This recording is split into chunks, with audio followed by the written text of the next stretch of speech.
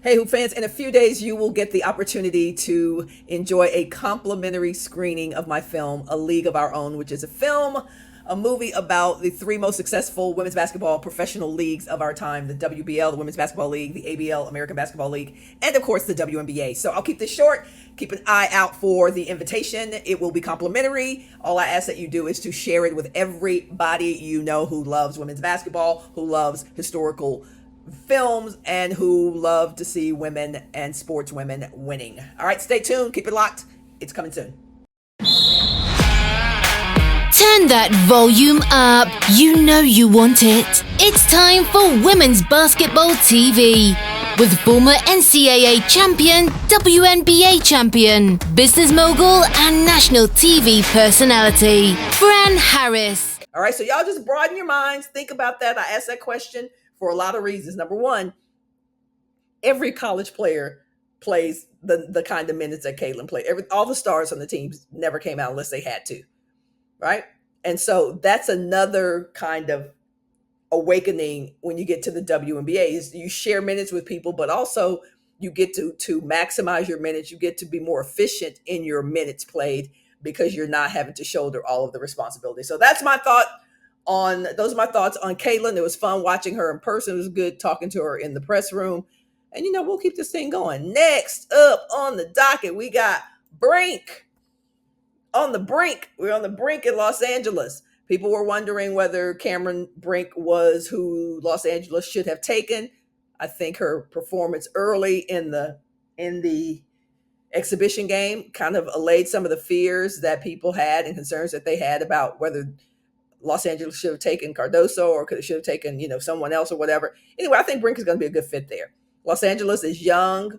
They are attempting to get back into the elite fold of the WNBA, which means that they are going to sign players who fit their future, not just fit whether it was a good player in the draft or whether it was a hype, but they fit their future. And Los Angeles wants to get back to up and down, long and lean post players: Lisa Leslie, Candace Parker, Delisha Milton, Agumake's, right? They want those kinds of prototypical players who can play multiple positions. And that's what Cameron Brink can do.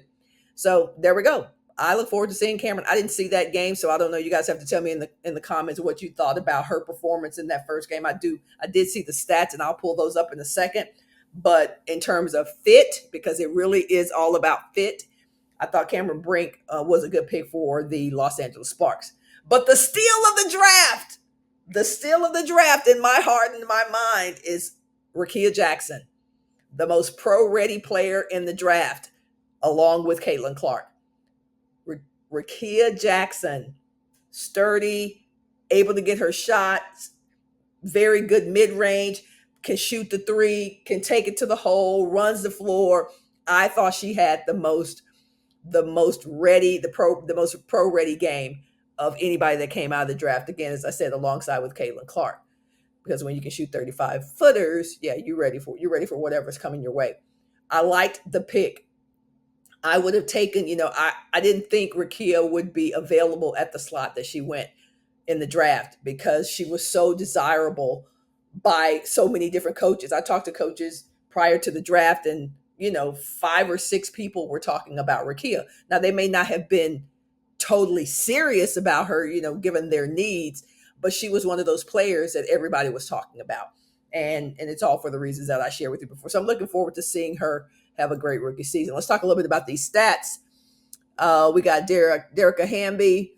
Cameron Brink had 22 minutes, 4 of 8 from field goal, and finished with 11 points. Not a bad outing. That's pretty solid. Rickea Jackson off the bench, 20 minutes, 4 of 9, 0-2 from 3-point, made both free throws, had 10 points, and where are my rebounds? Because she's a good rebounder. Where is she? She had 4. Is that 4? Yeah, she had. Wait a minute. What is this? 4? Oh yeah, she had 4. She did have 4. Couldn't read the stat sheet. So good outing for both of those players. Looking forward to what they get to do when they're on the floor together. Let's move on to what I believe was the best offseason pickup. You guys make sure you hit me in the comments about what you believe the best offseason pickups were this season in the WNBA. Nneka Ogwumike leaving Los Angeles, headed to Seattle. Skylar Diggins, who has been out for a while, bad blood with the Phoenix Mercury organization, headed to Seattle Emerald City and is teaming up with Jewel Lloyd Ogwumike, and of course bringing her point guard skills to that franchise. I think this is, if it's not the top, definitely top two of off-season pickups in the WNBA. Incredible. Nneka Ogwumike, no secrets about it. She wanted out of Los Angeles. Obviously, Skylar needed to find a new home after she left on maternity leave and then had some bad blood with Diana Taurasi. And as most people understand, Diana Taurasi has the most vocal voice in the Phoenix Mercury franchise and organization. So everybody knew the writing was on the wall that Skylar Diggins Smith was going to be looking for a new job, and she found it in Seattle. And I'm excited for her. Hopefully, get to see her play some of her best basketball now that she's in her 30s. I've said this before on my show. A lot of people think that your best basketball in the W when you're pro is in your 20s, but it's actually in your 30s. And for most people, for a lot of people, and I can't wait to see what Skylar Diggins Smith is able to do with an arsenal like Jewel Lloyd and Ogwumike surrounding her. All right, let's see what we got here on the quick take look at the stats. Nneka played 17 minutes, of course, because all teams are kind of assessing those final roster spots. So they're looking to get a lot of folks into the game. Diggins had played 20 minutes, had 14 points. Okay, so she's what I like about Skylar. She's going to be point. She's going to run point, but she's not going to ever not look for her shot. She's not going to not look for her shot. She's always going to be a scoring point guard.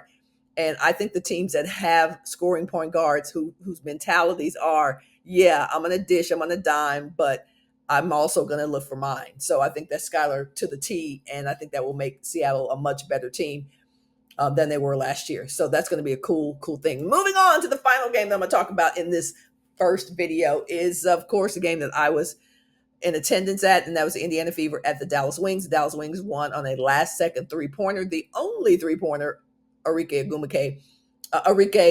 Ogunbowale, made in that game. She had, by her own words, a horrible shooting night from the three, but she made the one that counted. But here's the thing. Caitlin and Jaylen Brown. Caitlin had 21 points at the end of the night, played really well. That was fun watching her. But Jaylen Brown, I'm at the media table like, who is this? Jaylen Brown was phenomenal. And one of the big concerns that Dallas had coming into the preseason game was the absence of Satu Sabali, as they should. All first team WNBA last season, a big presence for the Dallas Wings. I'm concerned about them not having Satu Sabali. Very big part of what their plans are. But Jaylen Brown, who played at Cal, I believe that's right. I've been reading bios all day, so that you guys can check me on that if you need to. But I think she played at Cal. At Berkeley, and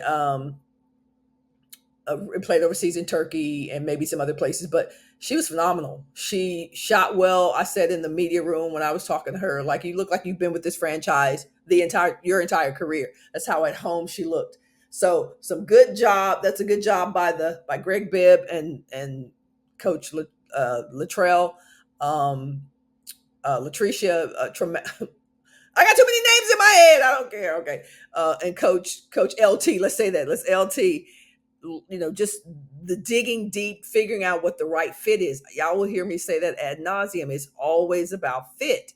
And sometimes it takes a little bit longer to find the people who fit into your system.